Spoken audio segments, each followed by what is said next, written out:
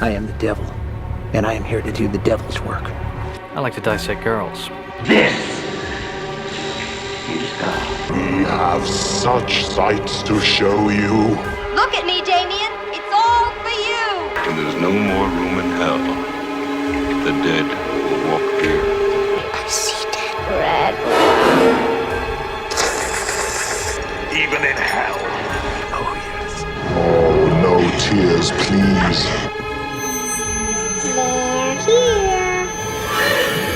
Here's Johnny! Hello and welcome to Coffin Fodder, your weekly horror podcast, hopefully your 8th favorite at least. I'm Mike Warby, one of your Coffin Fathers, and I am joined by Father Kyle Mickleborough. That's me. And Father Brady Silljer. Hello. All right. But before we jump into this week's movie, we gotta get into some horror-adjacent activities. So, gentlemen, do we have any horror-adjacent activities? Oh boy, for me I think it was just waking up every day this week. I watched this movie and that was about it this time around. Okay. Yeah. It was a quiet week. Mr. Silljer? I've been playing a game called Veil of Sanity on Steam. Okay. Free-to-play game. Really shitty, but it's kind of scary. You get chased around by different demons and you have to watch your sanity meter and pick up shit. But Sounds like a good time. Sounds like the classic. Is it like is it first person? yeah, it's first person. Oh, you got the amnesia. You got the amnesia. Yeah, it's amnesia to be a close. Or the Outlast Oh, kind of. Yeah. But those neck are of good the woods games. This game really sucks. This game sucks though. Yeah. I wonder if there's a game that sucks. We're gonna talk about soon. It could be. We'll see. I guess get there. it's possible. As for myself, I was watching Black Mirror on Netflix Nice. I watched the first episode. of the new season. Yeah. I've only seen the first two. Yeah. Myself. So not that this was really pertaining to us, but I'd forgotten just how despair-inducing that show can be. So we sat down because we're like, yeah, Black Mirror, we love Black Mirror, and by the end of the first episode, we were just like, yeah, I think one was enough for the night. Yeah, It was that's. a lot. I feel like they finally hit their stride again. Mhm. Like, season 5 and season 6 were real. There was ups and downs. Yeah, there was some good ones. There were but I don't feel like any of them quite lived up to the old Black Mirror. I The would- 1 through 4 Prime. Yeah, I would agree. Yeah, the Miley Cyrus one is probably the best. I'm I'm joking, by I the actually way. didn't hate that one. It was. I mean, Wasn't the worst one. me and Kyle were predisposed to like it because we like 90s Yeah, shows. that's it. That's basically it. Yeah, but anyway, yeah. So far, I've only seen of the first 2 I've seen. I really. Nice. They're both quite good. We'll see if the rest of them hold up. I know Paul Giamatti's in one, so. Yeah, I saw that. I saw Looking his forward face to that. on there. It was, you just always see that guy everywhere. And you're like, hey, look, it's Paul. And they got the girl from The Penguin, who's like suddenly one of the biggest stars in the world. Who's this? The girl, the USS Callister girl. From yeah. How I Met Your Mother. Yeah, her. Yeah, right. I can never remember her name. But Yeah, I know How I Met Your Mother. fake mother, and then Yeah. whoops, she's dead. Yeah, she's awesome, though. Spoiler alert. It's like whoops, never mind. It was just Robin all along. Fuck it.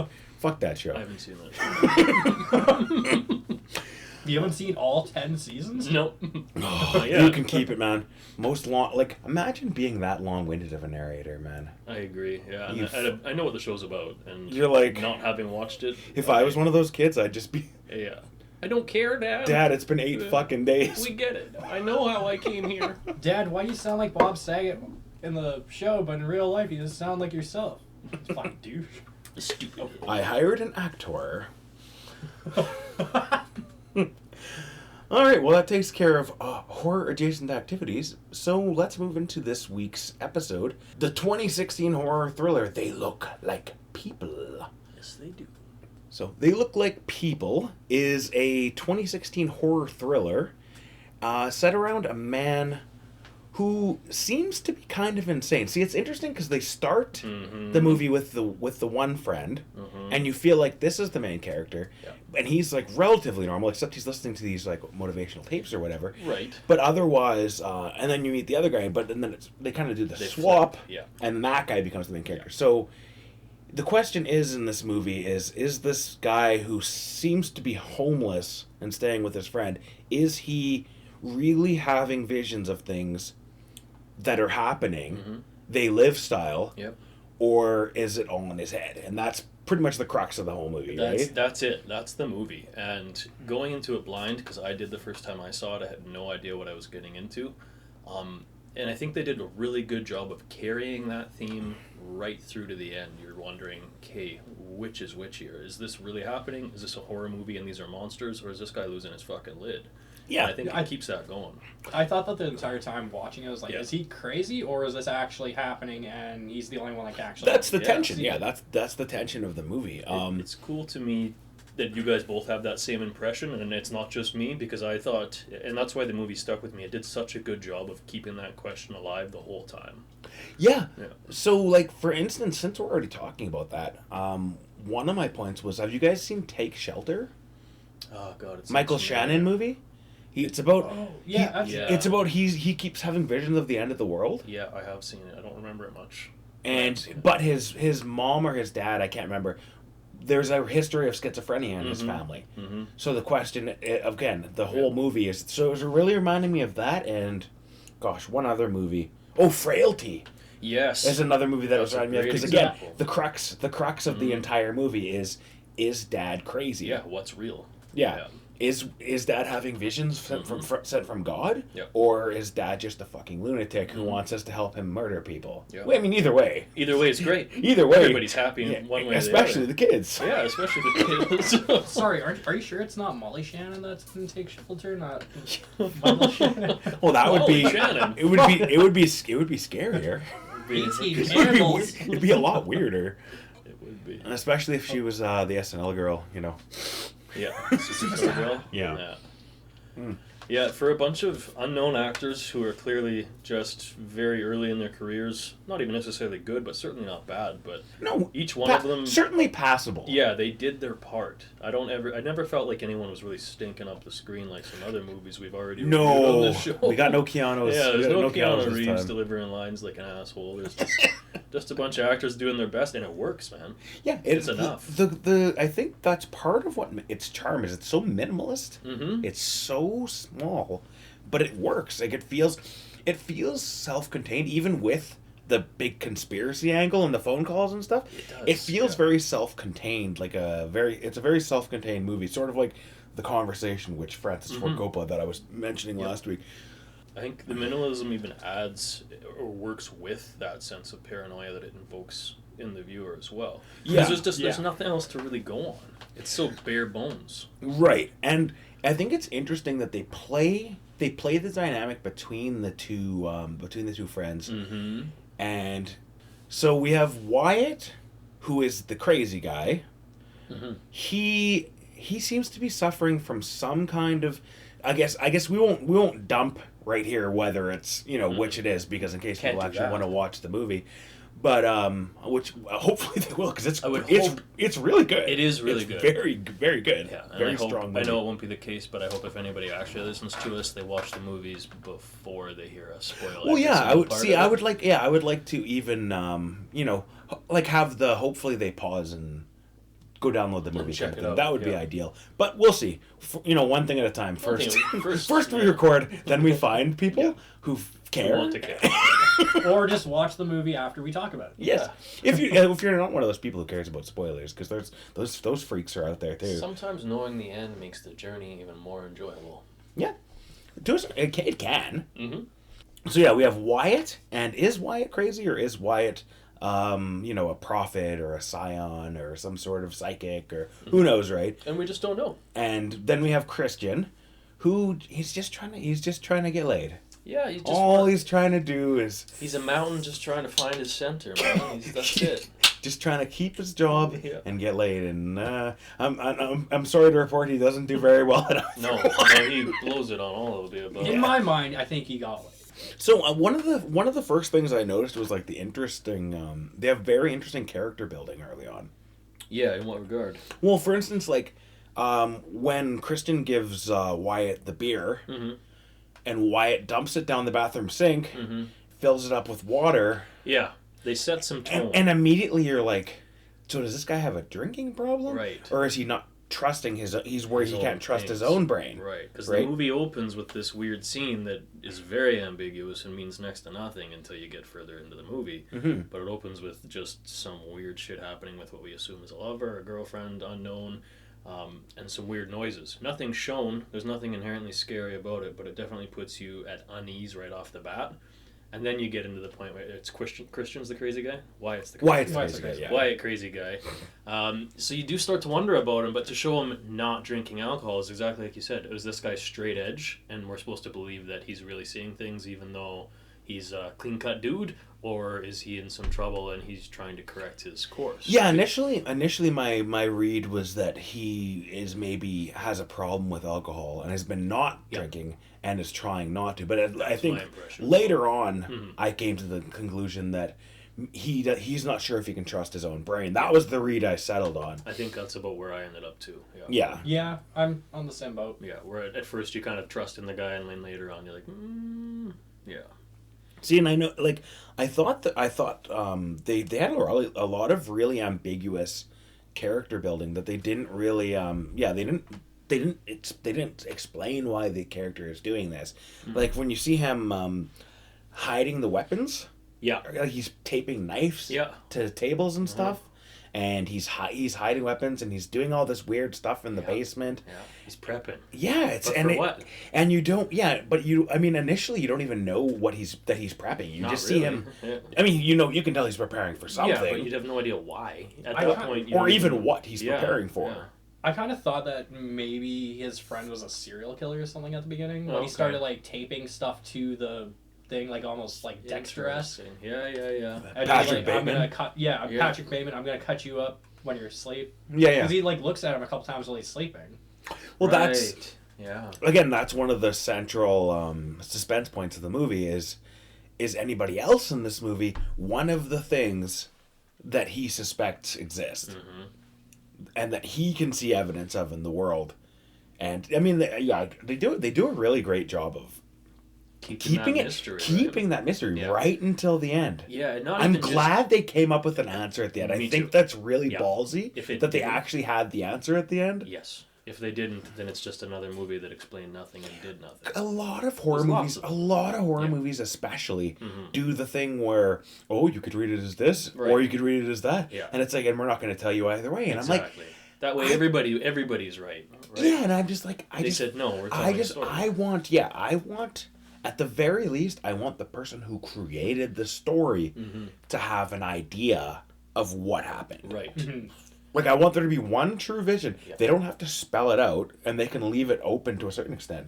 I don't mind ambiguous endings, and I think maybe that's more just conditioning, because that's all there is half the time. Everything seems to just be ambiguous. Yeah. And a lot of the time you wonder, okay, was that intentional, or did they couldn't come up with an ending that they were happy with and just gave up, and that's what you get. So anytime I see an ending that is hard to find, I just feel like, someone put the effort in to give us that finality and closure to their story, and I guess I just appreciate that more often than not.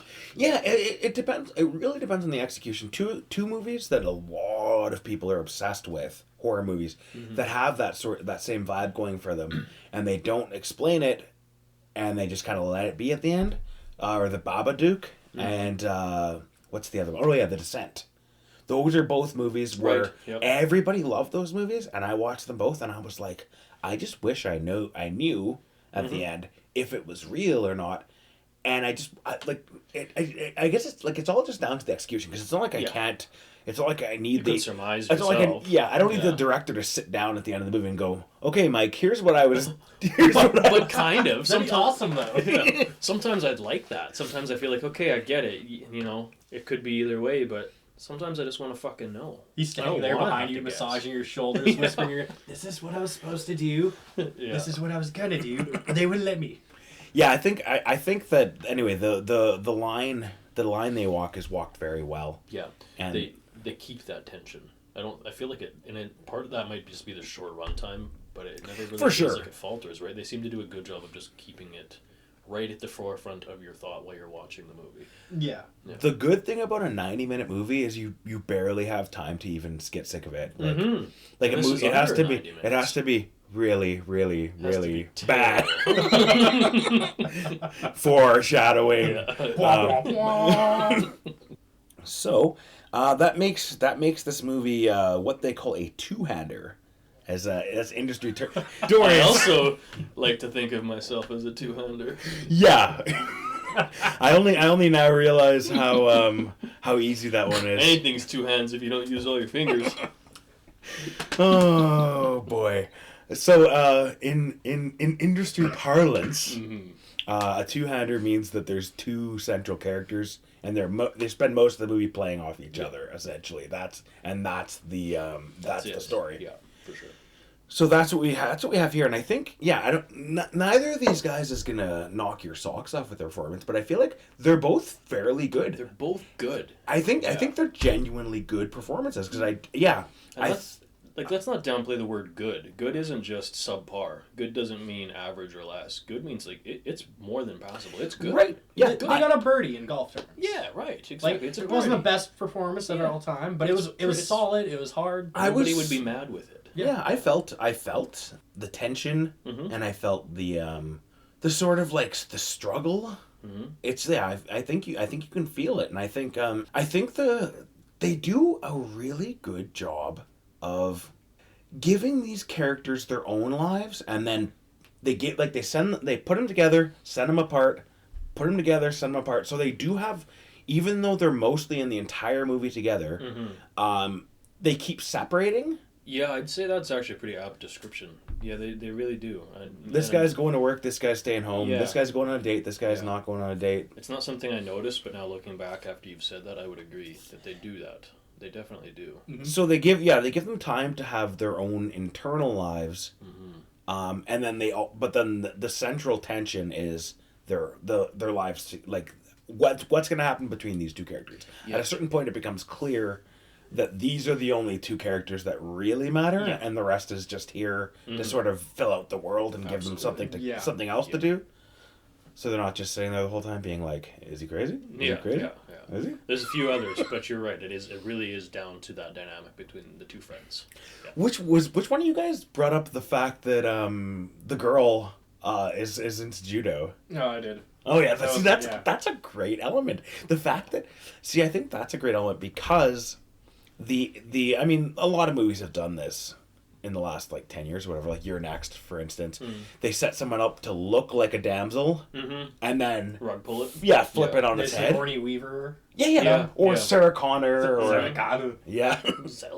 Sorry, one thing that really made me laugh at the beginning of the movie is when before he even like moves in, he goes, "Oh, I got you a house key. I don't need a house key. I'm only gonna be here for a couple days. Right. It's New York. Here's a bagel." Yeah.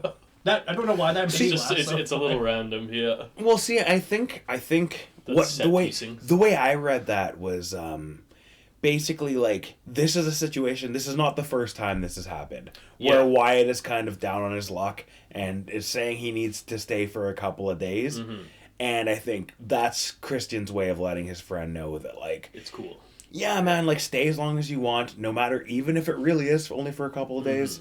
The implication is that here's a key, I trust you. Yeah.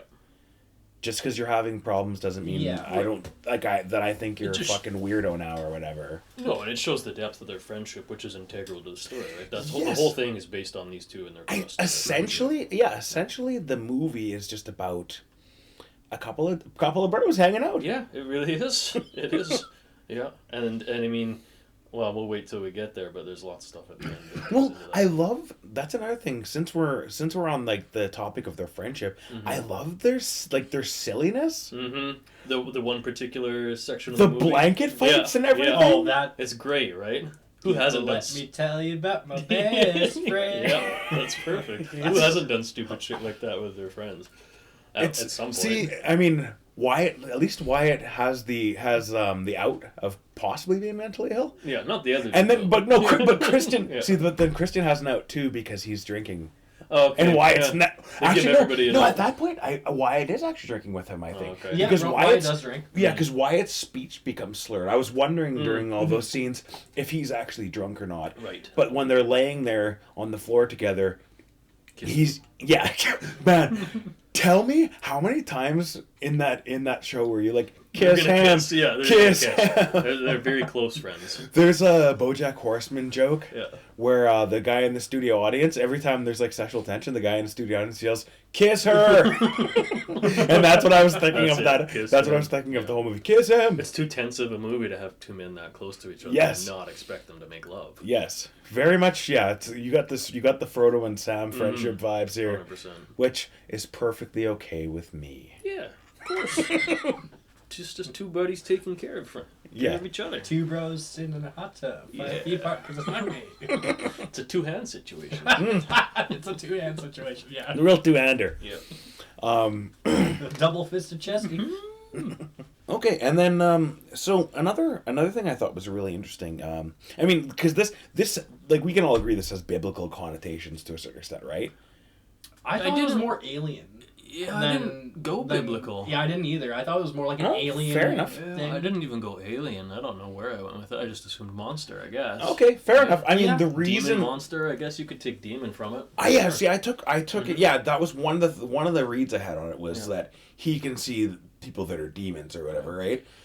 That's an interesting point in itself. That it. Which again, frailty. Yeah, right. Yeah, I mean that's neat though that it never really dives into it. It doesn't need to. No, and then of course, as soon as I got onto that thought, though, what that brought me to was Legion from the Bible. Yeah, that's a good one. Because like some of the stuff I can't remember specifically what it is, but some of the stuff on the phone, the stuff he gets from the phone calls from people suggests like something along the lines of it has a prophetic feel to yes, it. and almost like because they're like on this day at this time, such and such you'll hear. I mean, that's what it was. It was the trumpets from the sky. The thunder, the thunderclaps. That's what it was. Right. During the daytime, no rain. Yeah. Wasn't there like a trumpet or something too? There was a trumpet playing throughout the movie, but like it was 3 claps of thunder at the very end. See, that feels. When he was looking at his watch. That's what it was. That feels very like the apocalypse, like Bible apocalypse. Yeah. Like there's a sign from God that the apocalypse is coming, right? Yeah. Now that you kind of talk more about it, I think you're very right because it does portray it as like an ending of some sort is coming, and that's what he's being told to prepare. And for. Somebody knows, these people who are like prophets of some kind, right? Oh, so he's like a vessel. I guess why would be a vessel then? Totally. If he knows. Yeah. Okay. Yes. I guess it is a religious esque connotation. Good. Everything's coming up, Millhouse. I think there's another thing. I mean, because we were talking about the male friendship dynamic and how like that's the bro like couple of bros hanging out is like essentially the movie. It is the movie. That is the vibe. And I think it's worth talking about whether have you guys ever been aside from me? Have you ever had anyone who has mental illness that was your friend? I think I was the friend most of the time. Myself. Okay. Not really, I guess. Now that you put it that way, I mean, we're getting off topic and we're going to get real deep. I think I'm the friend, too. I don't know. I mean, that's really the joke here is I think we've all been both friends. I think at some point, that right? is very true. And I think that's probably true in our relationship, even. Yeah. We've both been on both sides of that coin at different times in our lives. Yeah, and I think that part of what makes the movie so strong is that aspect. Because if you have dealt with people, I've specifically dealt with people who have very out there mental illnesses that I've had to have in my life, kind of whether I wanted to or not. Right. In this case, he's making the choice because this is his friend and he's looking out for him, which is very sweet. He's the broiest of bros. Yeah. But I mean, I think Wyatt feels a need for him too, because you see what he's kind of choosing to do in his life with these motivational tapes and this trying to chase this girl and getting himself fired from work and everything, doing all this self-work, supposedly personal growth, and none of it is working out. Having someone like Wyatt around, grounds him and gives him a sense of progress, whether he's making it or not, because there's someone further behind him. Right? And you know what else it is? I think is like that aspect where if you have someone who's worse off than you are, you feel great. It makes it could be worse. Well, I'm here. What my take was that Wyatt needed help and Krishna was there, and he just wanted to help him stay alive.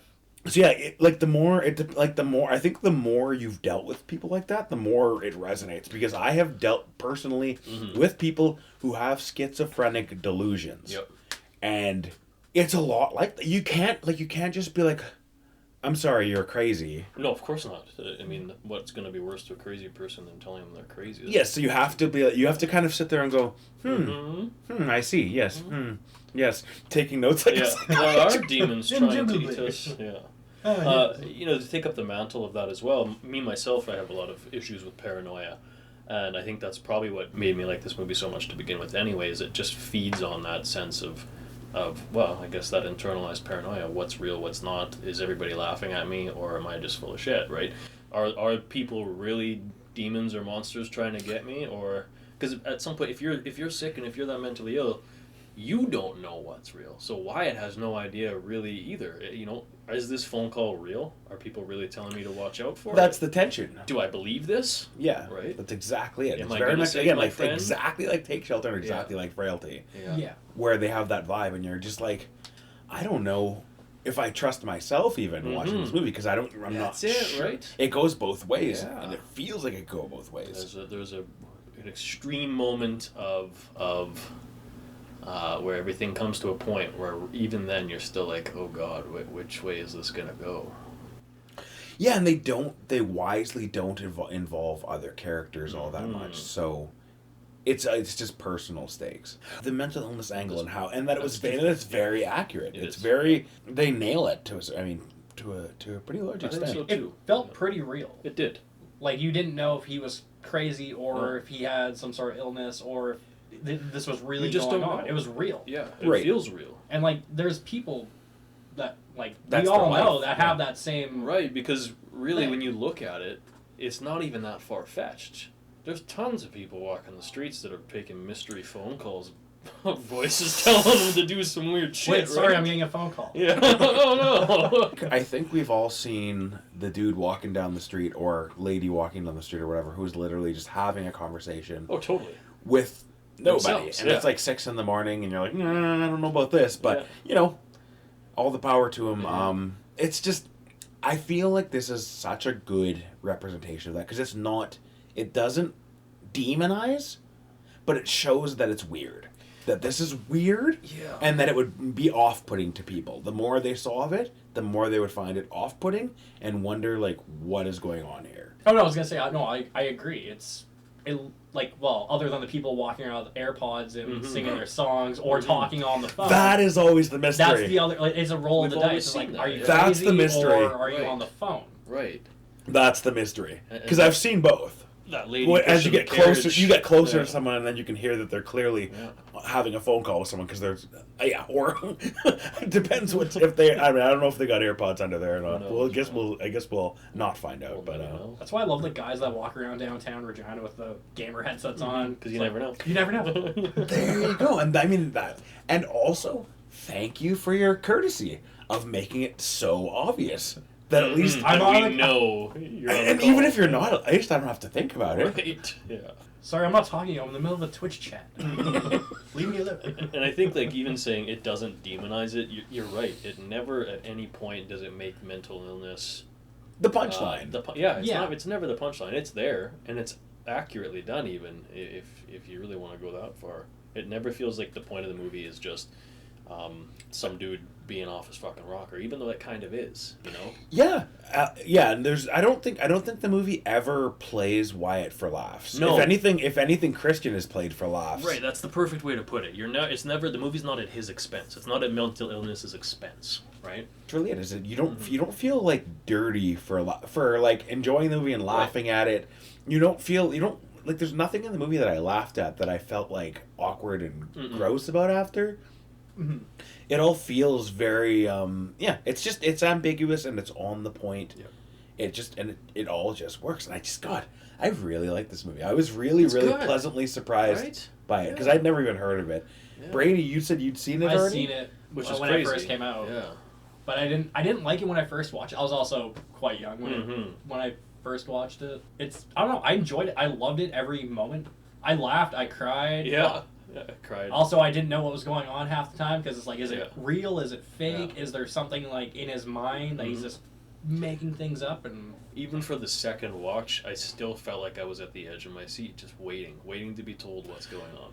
Well, and they really save that trigger pull for the very end of the movie. And very, just, if you're a person who this sounds compelling to, and you're considering watching this movie, then I recommend you do, because we're going to pull the rug out now, and We're gonna pull the and bag reveal off, it. baby. Yeah, very much. We are very much going to. We gotta do it. We're gonna open the chips. Yeah. So yeah, you get to the end. I love the tension building. Yeah, I as mean, they build up towards it. yeah, there's a few parts that we could get into here. I mean, the phone calls are great, right? Right. The phone calls are great. The back and forth between the two friends was great. The Abby, what's her name? Judo girl. I don't recall. Well, Judo girl is a good way. Judo to girl refer is to her. in there, and even they give her the scary demon face at one point, and you're like, Jesus Christ! Like, okay, so this is happening. And specifically, when he gets one of the phone calls, it's her. It's her, Yep. right? It changes to her voice. Yeah. Yes, it is her. It keeps is her pulling voice, in. and because Yeah. I think that's why they picked an actor with a very unique voice. I think so too. Because so you could tell. So you can even as an audience member, you can tell. You know this it's is the girl that Christian likes. It's the same person. Yeah, because she has sort of like a higher pitched, like a Joey Lauren Adams or what's her name, Sarah Silverman. Sure. That kind of voice. It's like whiny and Jonathan high-pitched, Taylor yeah. Thomas. Yeah, yeah, that girl. So we've talked about the paranoia and how it does such a good job of keeping you on your seat. We haven't necessarily talked about exactly why, and those are those moments. The girl sitting next to you that he's only just met and not even really met, turning to him with the spooky face, sounding like she's the voice on the phone, playing into his paranoia, all these things, and it just keeps pulling you in. But it never does it in a way where you're like, oh, obviously that couldn't be true. You're still wondering, like, okay, wait, is she a demon? Right, and I think, and they play both sides because they make her seem like she also might be one of the good people, like one of the only people who actually knows what's going on, and that she really is trying to help him save the world and save Christian, and But that all turns on its head when he takes her in the basement at that one point. And don't worry, this isn't going where you fear it. Or is it? Actually, early on in the movie, when he's looking through Kat's box, Christian's girlfriends, he finds the photo of Christian and Kat. Yeah. And her face is distorted. Right. I don't know if that was in his head or is it the picture? Actually, if you take a picture of whatever the thing entity is, does it actually come out as that? And just only certain people can see it. Yep, and it never comes back to it, but it only comes back to it in the same way, where it's still a distorted picture. It never comes back and shows you, no, it's a real picture of two human people. It always shows it as that one person and one Mara. So face. Mara is this girl. So yeah, we have So I mean, that moment specifically, the when he takes her to the basement, and she doesn't respond. Yeah. Even though he's like it's okay, nobody can hear us down here and all this stuff, and then. But then that's presumably a damsel moment, and then she just kicks his ass, which is amazing. Yeah. You don't know who you're messing with, fool. Man, that's the second great pun he's dropped already today, man. But yeah, I mean, as we ramp towards it, like that really is kind of the crux, and that takes us to that those final scenes. Yes. And I think, interestingly enough, Christian is just as broken as Wyatt is at that point in the movie. Yeah, but when you get there, I think it's quite obvious that yes, this dude is listening to self-help tapes for a reason. He's not doing so hot. Yeah. No, and the fact that he so willingly accepts being a part of this at the end. Because at that point, he's even got to be thinking in his head, like, man, my buddy's about to kill me. Really? Yeah. He knows. My buddy's gonna kill me, huh? And he accepts it too. He's good with it. He puts the bag on his head and away he goes. Yeah. He also puts a sock in his mouth. That's right, yeah. Like, because you can't see the eyes and you can't hear them speak. Because how fucked up is that, right? He's fully committed to proving his friend is normal, but also he doesn't care if he's wrong. Yeah, I think that's exactly it. I mean, because he even says it at the end. Yeah. He's like, I faced my fear of death. Yeah.